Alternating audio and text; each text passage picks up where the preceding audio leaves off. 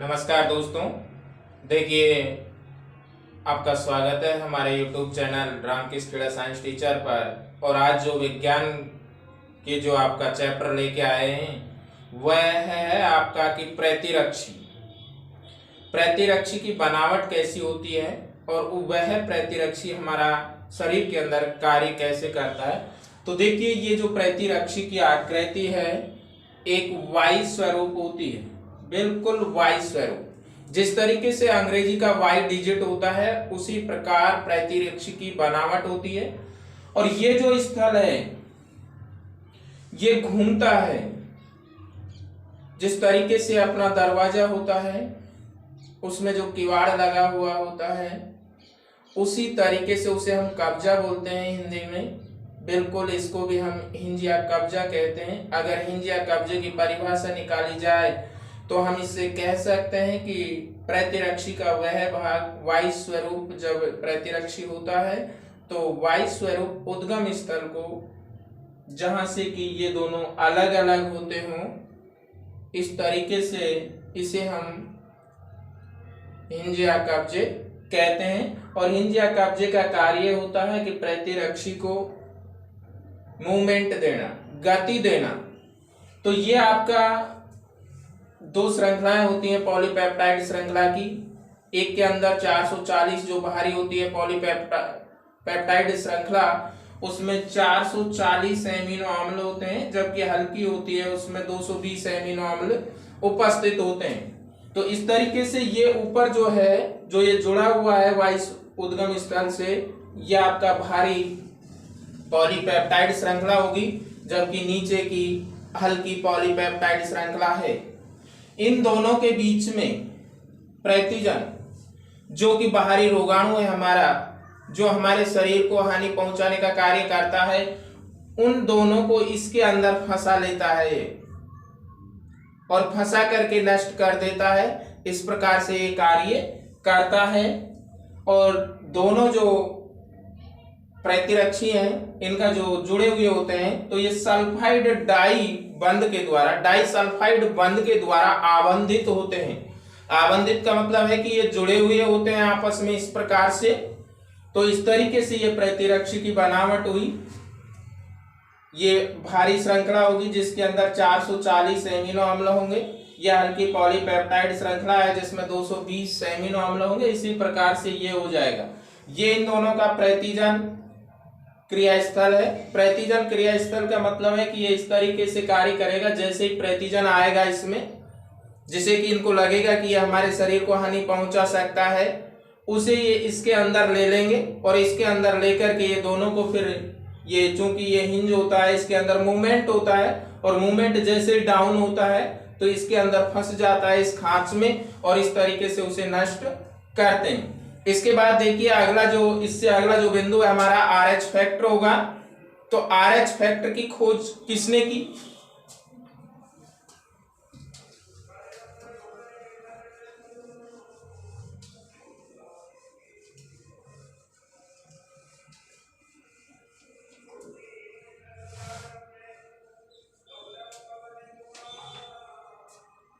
देखिए RH कारक। RH कारक वैसे तो हमारा सामान्य रूप से दो प्रकार का होता है। कितने प्रकार का होता है? दो प्रकार का होता है, RH पॉजिटिव और RH नेगेटिव।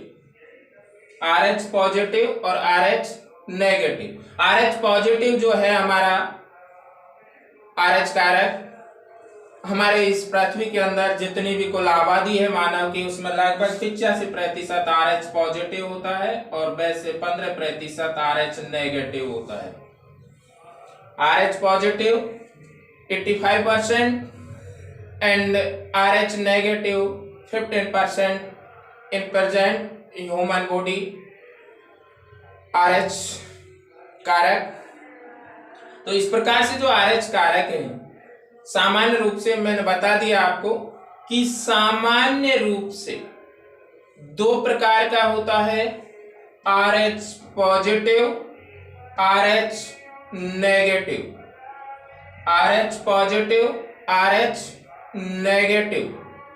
वैसे देखा जाए तो ये RH E 5 प्रकार का होगा, RHE, RHC, RHC, RHD। इस प्रकार से ये RH जो कारक हैं ये 5 प्रकार के होंगे। सबसे पहले प्रश्न ये उठता है यहाँ से कि RH कारक की खोज किस प्राणी के अंदर की गई। तो जो ये जिस प्राणी के अंदर RH कारक की खोज की गई उस प्राणी का नाम बंदर है। और बंदर का भी मकाकारिसस प्रजाति है। कौन सा होगा? मकाकारिसस प्रजाति में बंदर की मकाकारिसस प्रजाति है। और बंदर की जो मकाकारिसस प्रजाति है उसके अंदर ये RH कारक की सबसे पहले खोज की गई थी।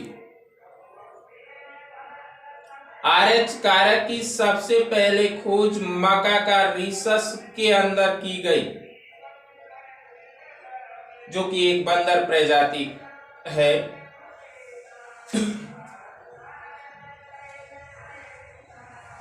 इसके बाद देखिए हमारा रक्तदान इसी चैप्टर से रिलेटेड।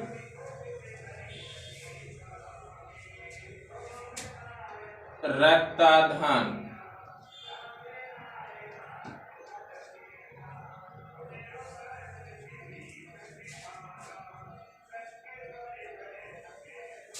देखिए रक्तदान क्या होगा। रक्तदान का मतलब होता है कि जब किसी व्यक्ति को किन्हीं कारणों से उसके शरीर में जब रक्त की कमी होती है, अत्यल्पता होती है, और जब किसी दूसरे सजीव का रक्त अगर उसे दिया जाए, किसी दूसरे सजीव का रक्त उसे दिया जाए कृत्रिम रूप से या मानव के संसाधनों के द्वारा, तो इसे हम रक्तदान कहेंगे, ब्लड ट्रांसफ्यूजन। तो इसमें दो कारक काम करेंगे, एक रक्त को देने वाला कारक होगा और एक रक्त को लेने वाला कारक होता है। तो रक्तदान की अगर डेफिनेशन देखी जाए तो रक्तदान की डेफिनेशन हो जाएगी कि एक व्यक्ति के रक्त को दूसरे व्यक्ति में देने की प्रक्रिया को रक्तदान कहते हैं। लेकिन रक्तदान में भी अब समस्या है कि कई बार स्वयं व्यक्ति के रक्त को उसी व्यक्ति के लिए भी दिया जा सकता है। तो इस तरीके से जो अगर इसकी व्यापक डेफिनेशन देखी जाए तो ये हो जाएगी कि किसी भी रूप से, कृत्रिम रूप से या किसी भी कारणों से यदि किसी व्यक्ति को रक्त दिया जाता है कृत्रिम रूप से या मानव के द्वारा, तो उसे ही हम रक्तदान कहते हैं। रक्तदान दो प्रकार का होगा, एक समजात आधान और एक समजीवी आधान।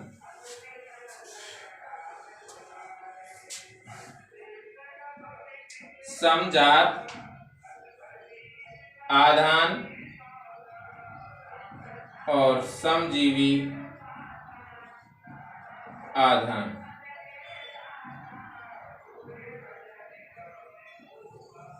समजात आधान किसे कहेंगे? अगर किसी दूसरे व्यक्ति का रक्त, अगर किसी दूसरे व्यक्ति के रक्त को दूसरे व्यक्ति में दिया जाए, किसी दूसरे व्यक्ति का रक्त तो निकाला जाए और यदि उसे किसी अन्य व्यक्ति में चढ़ाया जाए या कृत्रिम रूप से प्रविष्ट कराया जाए तो उसे तो कहेंगे हम समजात आधान। क्या कहेंगे?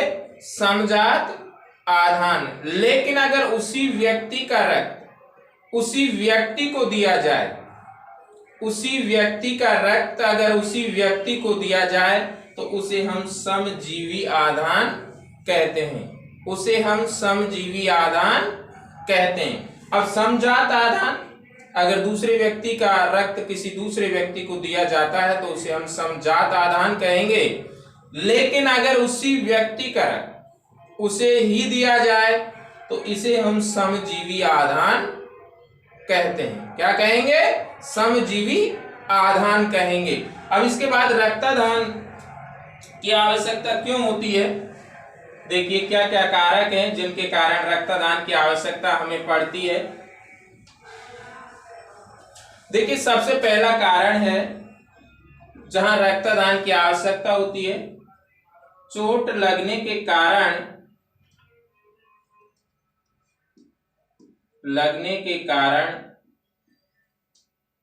अत्यधिक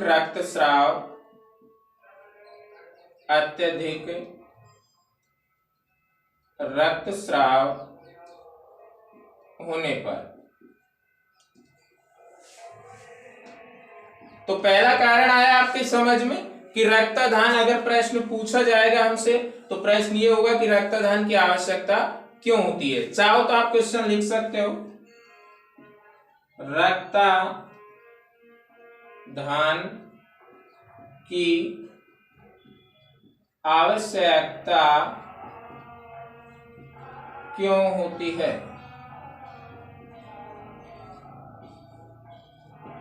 रक्तदान की आवश्यकता क्यों होती है? तो पहला कारण, कभी किसी व्यक्ति को चोट लग जाती है और चोट लगने के कारण जब रक्त का अत्यधिक स्राव हो जाता है, अत्यधिक स्राव का मतलब है रक्त जब ज्यादा शरीर से बाहर बह जाता है, उस कंडीशन में रक्तदान की प्रक्रिया की जाती है। दूसरा कारण होगा आपका शरीर में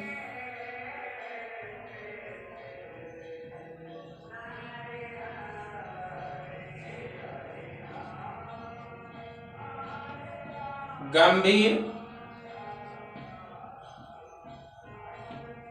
रक्तहीनता। शरीर में गंभीर रक्तहीनता, किन्हीं भी कारणों से यदि रक्त की कमी पड़ जाए शरीर के अंदर, उस स्थिति में भी हमें रक्तदान की आवश्यकता होती है। शरीर में गंभीर रक्तहीनता होने पर भी हमको रक्तदान की आवश्यकता होगी। तीसरा कारण देखिए, शल्य चिकित्सा के दौरान। शल्य चिकित्सा का मतलब होता है, हमारे यहाँ ज्यादातर इंग्लिश शब्द यूज किया जाता है ऑपरेशन, और ऑपरेशन का हिंदी शब्द है शल्य चिकित्सा। तो शल्य चिकित्सा के अंदर भी रक्त की, चूंकि जब शल्य चिकित्सा की जाती है तो उस समय भी जो हमारा शरीर का ह्यूमन ब्लड होता है या सेल्फ ब्लड होता है, उसकी क्षति होती है, और उस क्षति की पूर्ति करने के लिए ही हम जब शल्य चिकित्सा की जाती है तो कई बार किन्हीं परिस्थितियों में या विकट परिस्थितियों में भी रक्तदान की आवश्यकता होती है। तीसरा कारण क्या होगा? शल्य चिकित्सा के दौरान।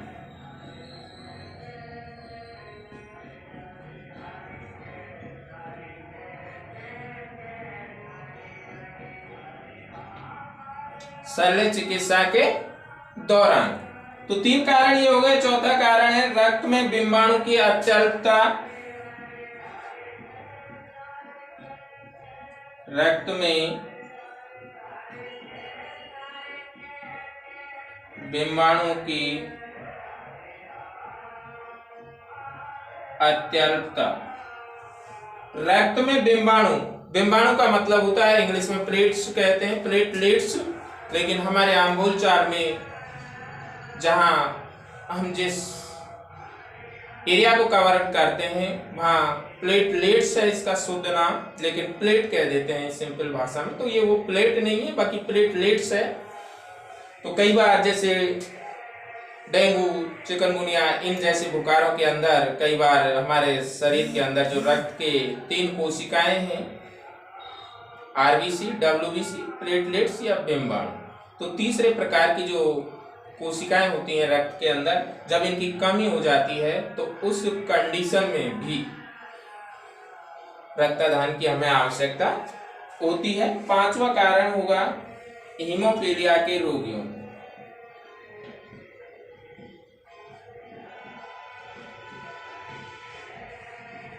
फीलिया के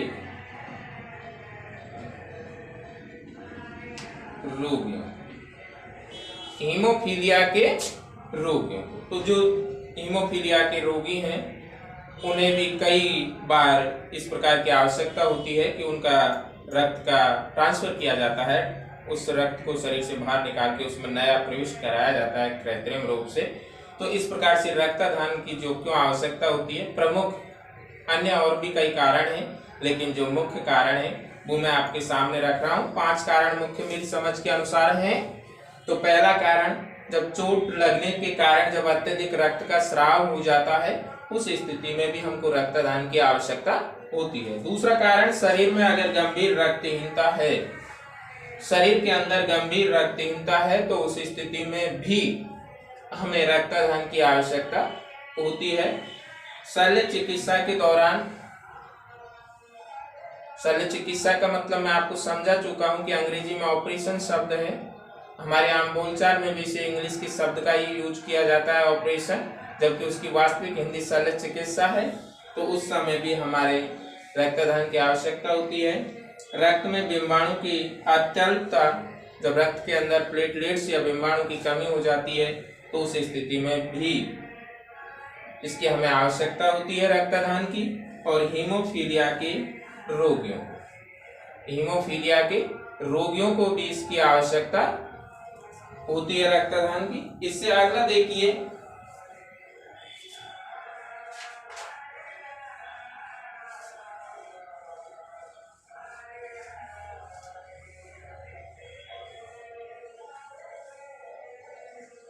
अगला जो क्वेश्चन बढ़ेगा आपका वो ये बढ़ेगा कि रक्तदान के दौरान बरती जाने वाली सावधानियां कौन सी हैं। तो देखिए अगला क्वेश्चन होगा, रक्तदान के दौरान बरती जाने वाली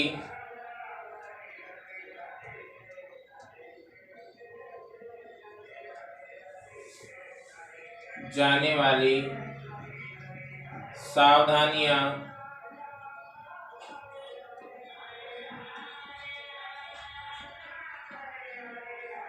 लिखिए। यानी वे सावधानियां कौन सी हैं जबकि हम रक्तदान करें। रक्तदान का मतलब एक व्यक्ति के रक्त को दूसरे व्यक्ति में कृत्रिम रूप से प्रविष्ट कराएं, तो उस कंडीशन में कौन कौन सी हमें सावधानियां बरतनी है, किन कारकों का या किन गाइडलाइंस का हमें फॉलो करना होता है।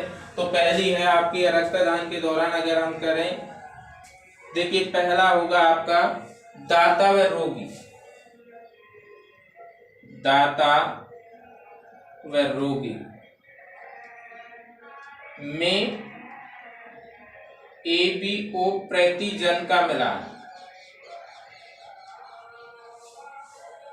दाता व रोगी में ABO प्रतिजन का मिलान करना है कि दाता और जो ग्राही है या रोगी है, दोनों का रक्त आपस में सामंजस्य रखता है कि या नहीं।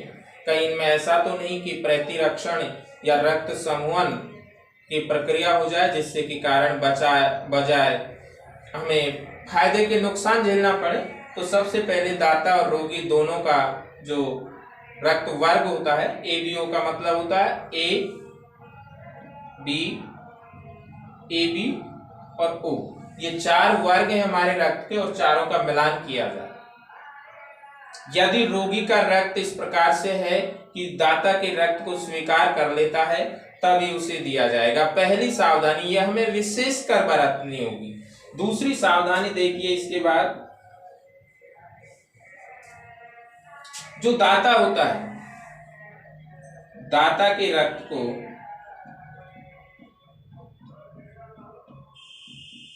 रोग कारक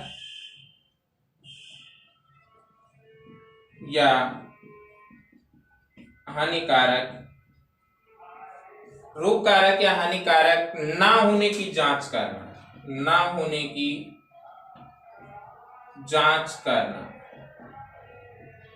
ना होने की जांच करना कि दाता जो रक्त दे रहा है वह किसी प्रकार से हानिकारक नहीं है या किसी प्रकार के उसके अंदर रोग गाणु उपस्थित नहीं है। तो दूसरी कंडीशन ये होगी या दूसरी सावधानी हमें ये बरतनी है। तीसरी सावधानी हो जाएगी कि दाता और रोगी के रक्त में या दाता के रक्त में, दाता व रोगी के रक्त में RH कारक, RH कारक यानी RH कारक का मिलान करना, RH कारक का मिलान करना। RH पॉजिटिव है तो RH पॉजिटिव ही देंगे, RH नेगेटिव है तो RH नेगेटिव ही देंगे। यदि विपरीत RH कारक का अगर रक्त आपस में दे दिया तो उनके अंदर रक्त समूहन हो जाता है, क्योंकि विपरीत आवेश के मध्य आकर्षण बल कार्य करता है और आकर्षण बल के कारण रक्त के कण एक दूसरे से चिपक जाते हैं। चौथा जो सावधानी हमें बरतनी है वो ये है कि जब दाता के द्वारा जो रक्त है, दाता से जो हम रक्त ले रहे हैं उसका शीतलन भंडारण कर, शीतलन भंडारण यानी प्रेषितक भंडारण, दूसरा शब्द इसका शीतलन का हम प्रेषितक भी ले सकते हैं, प्रेषितक भंडारण करेंगे ताकि वो अधिक समय तक हमारा रक्त सुरक्षित रह सके और किसी अन्य दूसरे व्यक्ति के काम में उसे लाया जा सकता है। चौथी सावधानी आपकी ये होगी। और पांचवी जो सावधानी होगी, संग्रहित रक्त को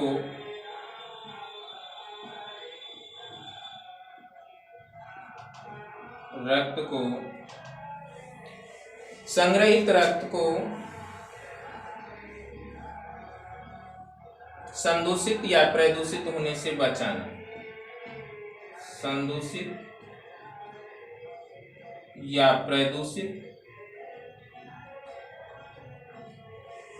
होने से बचाना, यानी किसी प्रकार से बाहरी जो रोगाणु है उनसे रोग हमारा संक्रमित ना हो हमारा रक्त, और हम उसे सुरक्षित रख पाए। और छठी अगर ऐसे हम सावधानी देखी जाए तो रक्तदान हमेशा चिकित्सक की उपस्थिति में होना चाहिए। इस तरीके से ये हमारी मेरे हिसाब से 6 सावधानियां काफी हैं। पहली, दाता व रोगी के रक्त में ABO प्रतिजन का मिलान करना चाहिए हमें। दाता के रक्त को रोग कारक या हानिकारक ना होने की जांच करनी चाहिए। दाता व रोगी दोनों में RH कारक का मिलान करना आवश्यक है। चौथा, दाता से जो रक्त का संग्रहण किया जाता है, दाता के शरीर से जो रक्त का संग्रहण किया जाता है उसका शीतलन भंडारण करना। शीतलन की जगह हम दूसरा शब्द प्रेषितक शब्द भी उपयोग कर सकते हैं। प्रेषितक और शीतलन का मतलब सेम है, समानार्थी शब्द हैं। और पांचवा, संग्रहित रक्त को संदूषित यानी आम भाषा में बता दूं मैं आपको, खराब होने से बचाना। और छठा है कि रक्तदान की प्रक्रिया हमेशा चिकित्सक की उपस्थिति में ही कराई जानी चाहिए। इस प्रकार से ये रक्तदान करते समय ये बरती जाने वाली सावधानियां हैं। अब इससे आगे जो गर्भ रक्ताणु रक्त वगैरह जो क्वेश्चंस हैं इससे शेष वो आपको नेक्स्ट वीडियो के अंदर बताएंगे। और मेरा विचार है कि आगे आने वाले समय में बिल्कुल जो NCERT बुक्स हैं या CBSE बुक्स हैं या कंपटीशन हाई लेवल की जो बुक्स हैं मैं निश्चित रूप से उनको प्रोवाइड कराऊंगा। इसके लिए आप हमारे YouTube चैनल को लाइक, शेयर एंड सब्सक्राइब करते रहें। हमारे YouTube channel Ramkrishna Kheda science teacher पर आपका स्वागत है और आप लगातार इसी तरीके से हमें प्यार देते रहें। मैं इसी तरीके से आपको इस तरीके के प्रोवाइड कराता रहूंगा ताकि आप विज्ञान के अंदर, चाहे कक्षा 10 की बात है, चाहे आगे पढ़ाई की बात है, चाहे कंपटीशन की बात है, निश्चित रूप से यदि आप हमारे चैनल से जुड़े रहेंगे तो आपको जितना भी होगा उतना फायदा होगा। तो इसलिए हमारे आपसे मेरी रिक्वेस्ट है कि हमारे इस चैनल को सब्सक्राइब करते रहें, लाइक और शेयर भी बराबर से करते रहें। नमस्कार।